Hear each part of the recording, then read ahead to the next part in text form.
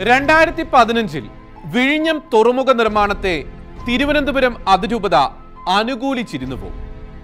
വിഴിഞ്ഞം തുറമുഖ നിർമ്മാണത്തെ തുടർന്ന് കടൽ തീരത്തുണ്ടായ ശോഷണത്താൽ പാർപ്പിടങ്ങളും ഏറിയ സമ്പത്തുകളും നഷ്ടപ്പെട്ട് അഭയാർത്ഥി ക്യാമ്പുകളിലും സിമന്റ് ഗോഡൌണുകളിലും കഴിയുന്ന ജനങ്ങൾ തിരുവനന്തപുരം അതിരൂപതയുടെ നേതൃത്വത്തിൽ നടത്തിവരുന്ന അതിജീവന സമരം 1.5 മാസത്തോളം എത്തുകയാണ്. സമരക്കാർ സർക്കാരിന്റെ മുമ്പിൽ വെച്ച 7 ആവശ്യങ്ങളിൽ ഇനിയും പരിഹരിക്കപ്പെടാതെ നിൽക്കുന്ന ഒന്ന് വിഴിഞ്ഞം പോർട്ടിന്റെ പണികൾ നിർത്തിവെക്കുക എന്നുള്ളതാണ്. കഴിഞ്ഞ 7 വർഷങ്ങളായി പുരോഗമിക്കുന്ന തുറമുഖ നിർമ്മാണം നിർത്തിവെക്കുന്നതിന്റെ പേരിൽ ഉണ്ടാകാൻ സാധ്യതയുള്ള ഭീമമായ നഷ്ടത്തെപ്പറ്റി സമരം ചെയ്യുന്നവർക്കും വ്യക്തമായ അവബോധമുണ്ട്. മാത്രമല്ല, അവർ ഒരിക്കലും അന്താരാഷ്ട്ര തുറമുഖമെന്ന വികസന ആശയത്തെ എതിർത്തിട്ടില്ലെന്ന് മാത്രമല്ല, നിറഞ്ഞ മനസ്സോടെ സ്വാഗതം ചെയ്യുകയും വേണ്ട പിന്തുണ നൽകുകയുമാണ് ചെയ്തിട്ടുള്ളത്. പക്ഷേ അതവരുടെ നിലനിൽപ്പിന്റെ കടയ്ക്കൽ കത്തിവെച്ച് തങ്ങളുടെ സ്വത്തിനും ജീവനും അരക്ഷിതാവസ്ഥ സൃഷ്ടിക്കില്ല എന്ന വിശ്വാസത്തിൽ തന്നെയായിരുന്നു എന്ന് മാത്രം. എന്നാൽ കടലിനെ മാത്രം ആശ്രയിച്ചു കഴിയുന്ന മത്സ്യത്തൊഴിലാളികൾ പരമ്പരാഗത തൊഴിൽ മാർഗങ്ങൾ ഇല്ലാതെയായി പോകുന്ന സാഹചര്യങ്ങളിൽപ്പെട്ട് ജീവിതം വഴിമുട്ടുന്ന അവസ്ഥയിലാണ് അവർ സമരം ചെയ്യാൻ നിർബന്ധിതരായത്.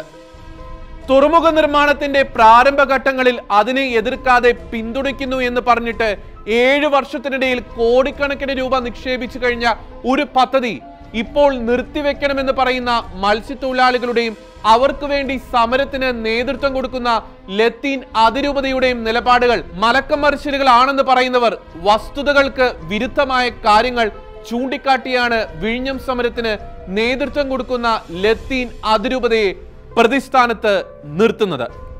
കേരളത്തിന്റെ വികസനത്തിന് എല്ലാ കാലത്തും ത്യാഗപൂർണമായ പിന്തുണ നൽകിയിട്ടുള്ള ജനവിഭാഗമാണ് കത്തോലിക്ക സമൂഹം. അതിന് ഒരുപാട് തെളിവുകൾ നൽകാനും കഴിയും. 2015 വിഴിഞ്ഞത്ത് നിർമ്മാണം ആരംഭിച്ച അന്തർദേശീയ നിലവാരമുള്ള വാണിജ്യ തുറമുഖത്തെ നിറഞ്ഞ മനസ്സോടെയാണ് അവർ സ്വാഗതം ചെയ്തത്. വിഴിഞ്ഞം വിളിക്കുന്നു എന്ന പേരിൽ അന്ന് ജനപക്ഷം സംഘടിപ്പിച്ച പ്രചരണ പരിപാടികൾക്ക് ആമുഖ ഭാഷണം നടത്തിയ തിരുവനന്തപുരം ലത്തീൻ archbishop doctor M Soosapakiam അത് വ്യക്തമാക്കുകയും ചെയ്തിട്ടുണ്ട്. എന്നാൽ സൂസപ്പാക്യം പിതാവ് ആ കാലത്തിറക്കിയ ഇടയലേഖനം വായിച്ച് മനസ്സിലാക്കിയവർക്ക് എന്താണ് അന്നും ഇന്നും പിതാവിന്റെ വിഴിഞ്ഞം വിഷയത്തിലുള്ള നിലപാട് എന്ന് പകൽ പോലെ വ്യക്തമാണ്. ഇതാണ് ഇടയലേഖനം.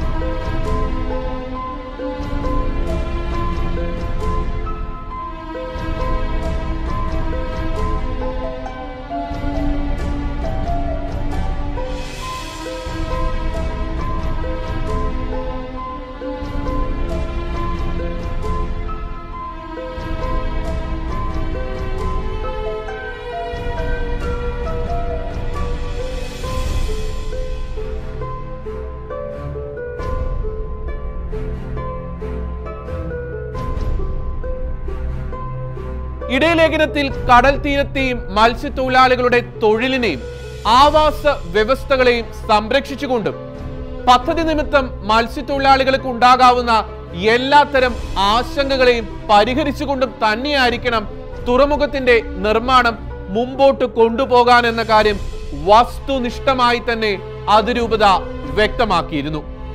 അന്തർദേശീയ വാണിജ്യ തുറമുഖം വിഴിഞ്ഞത്ത് വന്നാലുള്ള ഗുണങ്ങളെക്കുറിച്ച് അവബോധമുള്ളപ്പോൾ തന്നെ അത് തങ്ങളുടെ നിലനിൽപ്പിന് ഒരു തരത്തിലും ഭീഷണിയായി മാറരുതെന്ന മുന്നറിയിപ്പും അതിരൂപത അന്ന് മുമ്പോട്ട് വെച്ചിരുന്നു. ഇപ്രകാരമുള്ള പദ്ധതിയാണോ ഇപ്പോൾ വിഴിഞ്ഞത്ത് നടപ്പാക്കുന്നത്? തെളിവുകൾ നിലനിൽക്കെ ലത്തീൻ രൂപത നിലപാടിൽ മലക്കം മറിഞ്ഞുവെന്ന് പറയുന്ന വാദങ്ങൾ കേവലം അടിസ്ഥാനരഹിതവും ബാലിശവുമാണ്. സമഗ്രമായ ശാസ്ത്രീയ പഠനം നടത്താതെയുള്ള റിപ്പോർട്ടുകൾക്ക് അനുസൃതമായി പദ്ധതി നടപ്പിലാക്കുന്നു എന്ന് വ്യക്തമായ സാഹചര്യത്തിലാണ് ലത്തീൻ അതിരൂപത ഇപ്പോൾ സമരം ശക്തമാക്കിയത്. പിതാവ് ഉത്കണ്ഠപ്പെട്ടതുപോലെ കാര്യങ്ങൾ സംഭവിച്ചു കൊണ്ടിരിക്കുന്നു. ആശങ്കപ്പെട്ടതുപോലെ തീരശോഷണം മൂലം മത്സ്യത്തൊഴിലാളി കുടുംബങ്ങൾ പെരുവഴിയിലേക്ക് വലിച്ചെറിയപ്പെടുന്നു.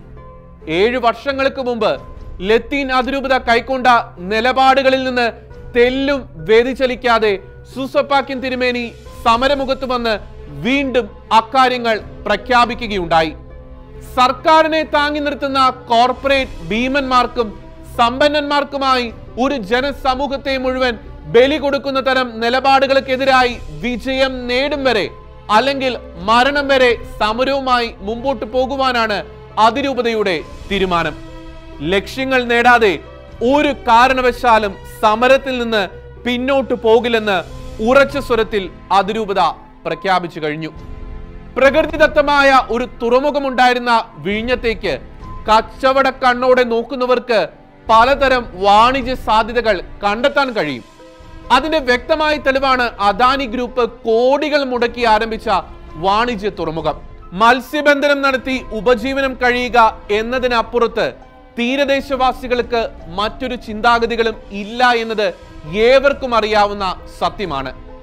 തങ്ങളുടെ തൊഴിലിനും തങ്ങൾ ജനിച്ചു വളർന്ന തീരപ്രദേശത്തിനും തങ്ങളുടെ ആവാസ വ്യവസ്ഥയ്ക്കും ആഘാതമേൽപ്പിക്കുന്ന ഒരു അശാസ്ത്രീയ വികസനത്തെയും അവർ പിന്തുണയ്ക്കില്ല.